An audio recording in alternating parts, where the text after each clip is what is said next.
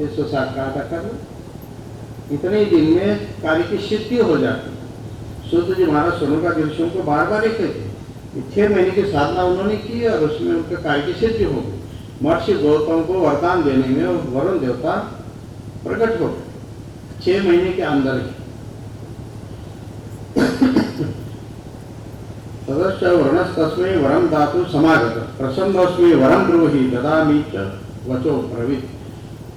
वरुण देवता महर्षि गौतम को कहते हैं कि आपकी साधना से, आपके मंत्र जप से मैं अत्यंत प्रसन्न हूँ, आपकी जो इच्छा हो वह वरदान मांग लो। वरुण देवता को देखकर महर्षि गौतम बड़े प्रसन्न हुए, दंडवत प्रणाम किया, यथायोग्य सत्कार किया। कहा, हे भगवान, अनावृष्टि का प्रसंग है, बारिश हो नहीं रही है, पीने के लिए जल नहीं है, भोजन के लिए अन्न नहीं है। मैं चाहता हूँ कि आप प्रसन्न होकर मुझे ऐसा जलाशय दी जिसमें कभी पानी की कमी न हो, कितने भी लोग आकर पानी पी ले, सबको पानी की व्यवस्था होती रहे, ऐसी व्यवस्था आप यहाँ कर दीजिए। वरुण देवता कहते हैं कि आपके जब से मैं आपके अधीन हूँ, जैसे आपकी इच्छा वैसे ही मैं यहाँ आपको जल का एक कुंड प्रदान कर देता हूँ।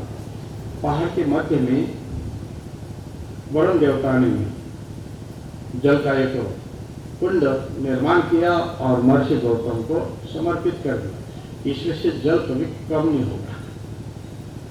महर्षि गौतम भी बड़े प्रसन्न हो गए। वरुण देवता अपने स्थान को निकल गए और संपूर्ण भारतवर्ष में प्रचार हो गया। त्र्यंबकेश्वर में वरुण देवता के द्वारा महर्षि गौतम ने जल को प्राप्त कर लिया है, तो वहाँ जल की कोई कमी नहीं, तो पशु पक्षी सब उसी क्षेत्र में पहुँचने लगे। महर्षि गौतम ने ऐसी व्यवस्था कर दी कि किसी को खाने की कमी ना हो, न पीने की कमी। उसी जल से वह धान भी पैदा कर लेते, चावल जौ भी पैदा कर लेते, अन्न की भी प्राप्ति, पशु पक्षियों को घास की प्राप्ति, सभी पदार्थ उसी एक जल कुंड के द्वारा महर्षि गौतम सबको प्रदान कर देते। सभी जीवात्मा बड़े प्रसन्न है, सबके लिए जल की व्यवस्था होगी, अन्न की व्यवस्था होगी। यहाँ संसार में खाने को नहीं था, न पीने को था, वहाँ महर्षि गौतम ने अपने तपस्या से यह कार्य संपादित कर दिया। सिर्फ 6 महीने में, 6 महीने में ही यह कार्य हो सकता है यदि आप लोग चाहे तो। लेकिन कभी कभी ऐसा होता है इतिहास हम लोग भूल जाते हैं, फिर दूसरा प्रपंच बीच में आ जाता है, झगड़े शुरू हो जाते हैं। महर्षि गौतम का जीवन परोपकारी था, हमेशा परोपकार में लगे रहते थे, लेकिन आने वाले जितने सदस्य थे, जितने सनातनी थे, ये सब परोपकारी थोड़ी थे। ये तो बाकी तो स्वार्थी थे, मतलबी थे। महर्षि गौतम वेद पाठशाला चलाते थे, कई ब्रह्मचारी होते थे इनके साथ। एक दिन महर्षि गौतम के धर्मपत्नी ने बालकों को कहा कि अब भोजन बनाने का प्रसंग है, तो आप जाकर जल ले आओ। छोटे छोटे बालक जल लेने के लिए कुंड के पास पहुंचे, तो वहां पर निवास करने वाले जो ब्राह्मण थे, उनके धर्मपत्नियां पहले से पहुंच गई थी। उनकी कुछ अपनी योजना थी कि जानबूझकर देरी कर रही पानी निकालने के लिए। जब बालक पहुंचे तो उनको कहा कि पहले से हम यहाँ उपस्थित हैं, हम लोगों का जल भरने का जब हो जाएगा तब आपका नंबर आएगा। बालकों ने कहा, गुरु माता ने कहा है कि जल ले आओ, भोजन बनाना है, तो हमें जल्दी से जल ले जाना है। आप एक तरफ से भर लो, एक तरफ से हम भर लेते हैं।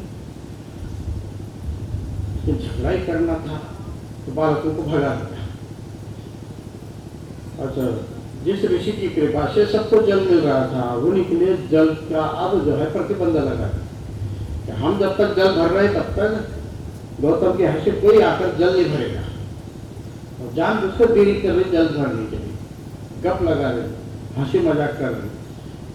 कोई जल भर ले जाती है, फिर वो वापस आ जाती है, कभी बाकी जाती है। कुंड को खाली करना ही। देखा जाए महर्षि गौतम कैसे भोजन बनाते, कैसे भोजन खाते हैं। सनातनियों में पहले से आदत है, जहाँ खाए वहाँ छेद करे, वही झगड़ा करे। तो पानी के लिए झगड़े पे आज के थोड़ी, ये तो पहले के थी।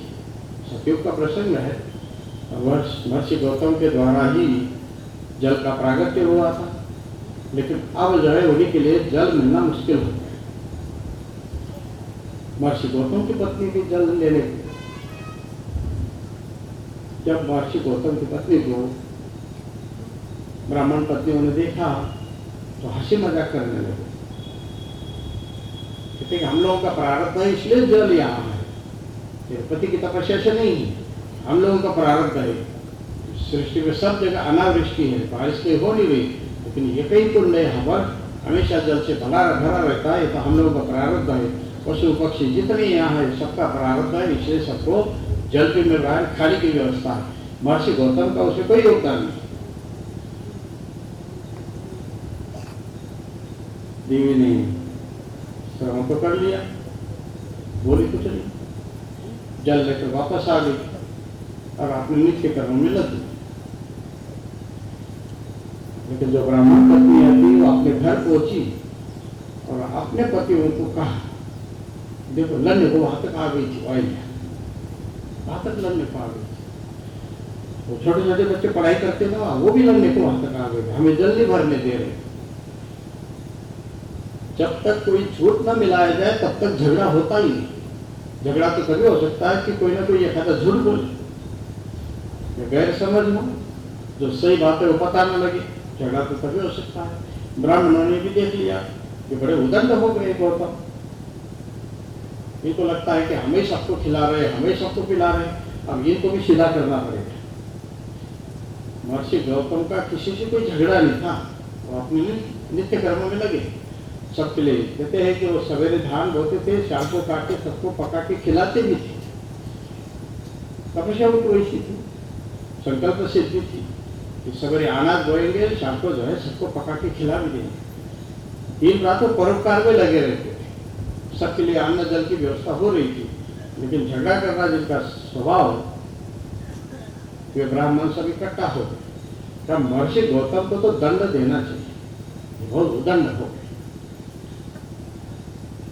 अधर्म के लिए भी पंचायत, सब पंडित इकट्ठा हो गए और फिर योजना बनाने लगे कि कैसा दंड इनको मिले, कौन दंड दे सकते हैं।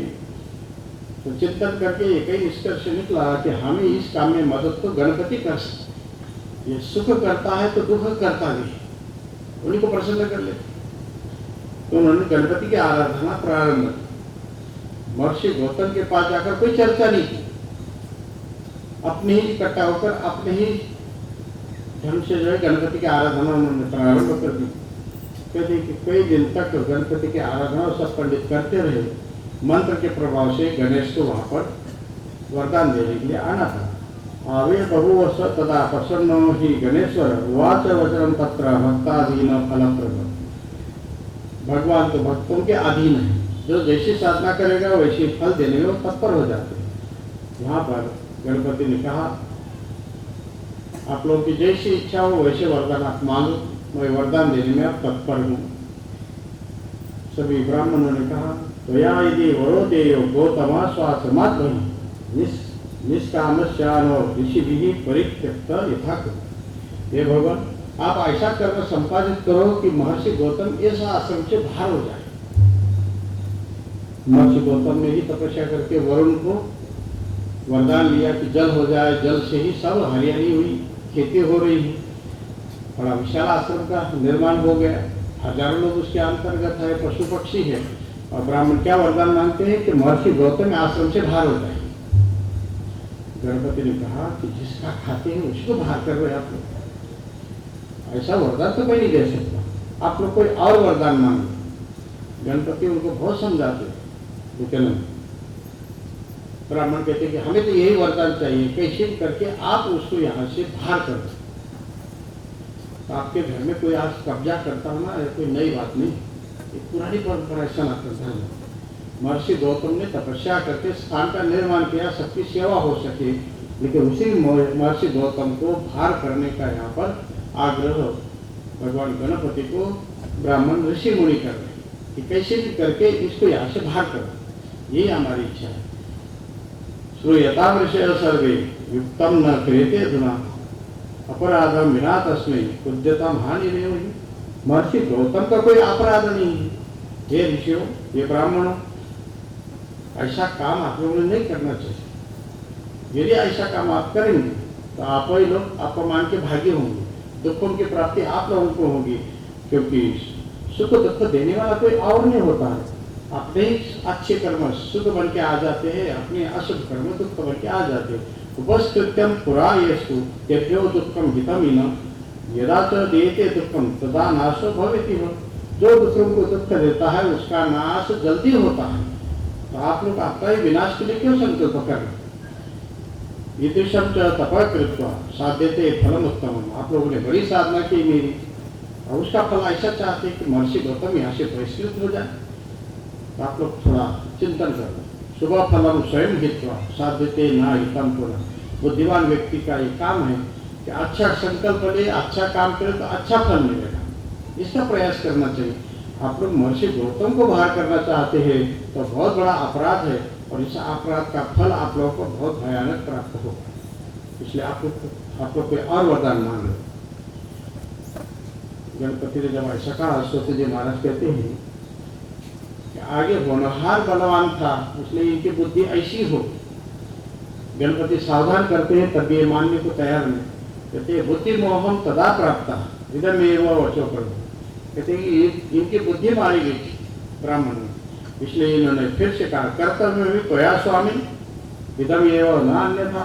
हे भगवान, हमने तपस्या की, हम वरदान मांग रहे हैं, आप परिवर्तन करने की बात क्यों कर रहे हैं? हम जैसा चाहते वैसे ही वरदान दे, परिवर्तन करने की आवश्यकता नहीं। कदाचित अपनी प्राप्नोति ब्रह्मोक्तम इति निश्चिता। आगे दुख प्राप्त होने वाला हो तो चलेगा।